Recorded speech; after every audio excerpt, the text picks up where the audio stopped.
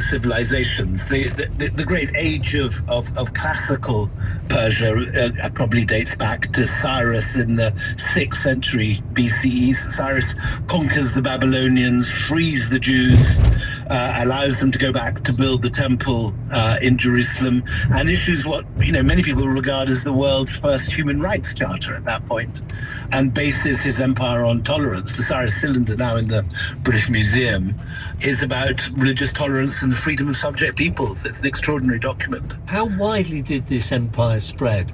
The classical Achaemenid Empire spread all the way from modern Pakistan, from the Indus Valley, right through to, well, obviously, it tried to conquer Greece. And as we know, the Battle of Marathon and Salamis saw it beaten back.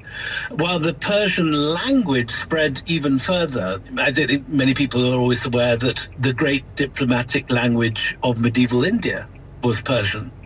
As far south as Maharashtra, people were speaking Persian as the court language. It was, in many ways, the Latin of medieval and early modern Asia. So, often in the Ottoman Empire, right across Turkey to the west, you've got people speaking Persian.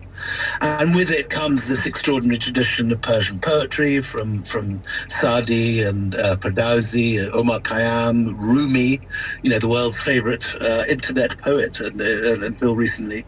These are all the gifts of the Persian language. But there's also all these, you can take any sphere of human endeavor, whether it's from poetry to religion, science, art, and Persia's left an influence that we're often unaware of because our Western education system doesn't privilege it. So, for example, the algorithm is named after a Persian, Al-Khwarizmi. The idea of motorways and postal services, again, date back to Cyrus. The Persian miniature, which is such an extraordinary form of art across so many different traditions in India and so on, originates in Persia. The idea of a garden, our word paradise, comes from the Greek version of paradisa, a walled enclosure, the idea that a garden is within four walls, and that is paradise. That is a Persian idea. The idea of refrigeration, the idea of irrigation, the great-grandfather of the guitar, the tanbour, these are all Persian ideas. How good has the modern Iranian government been at upholding that cultural tradition, would you say?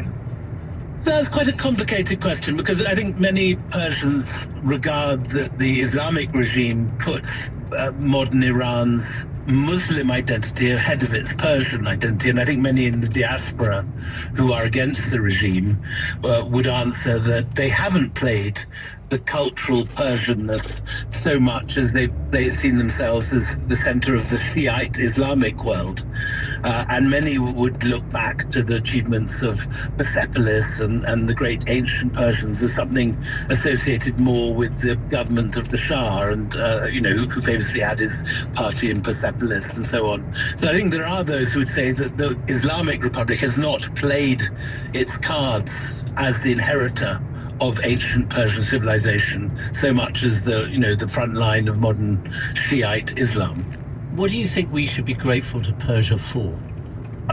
So much of our civilization does derive from Persian civilization, far more than we are taught. I think many people in the West are taught to regard Greece and Rome as the beginnings of all civilization, but so many of the ideas of Greece came from further east, from the Persian world. One of the extraordinary features of Persian civilization is its resilience. It survived Alexander, it survived Genghis Khan, it survived Timur, it survived, the attempts of various colonial powers to smash them. Particularly the Russians were trying for centuries to take over great chunks of the Persian Empire. It will survive Donald Trump. I've absolutely no doubt about that, although it'll be a rough 72 hours, I think, ahead. The other question, I suppose, is about its relations historically with its neighbours. People often make the mistake that Iran is an Arab nation or a Muslim nation in terms of its history. What is the relationship between those different strands that make up that region now? They're not Arabs. They are a completely different race. The Arabs are Semites. The Iranians are areas. And they speak an Indo-European language, and indeed Persian is one of the roots of Indo-European language.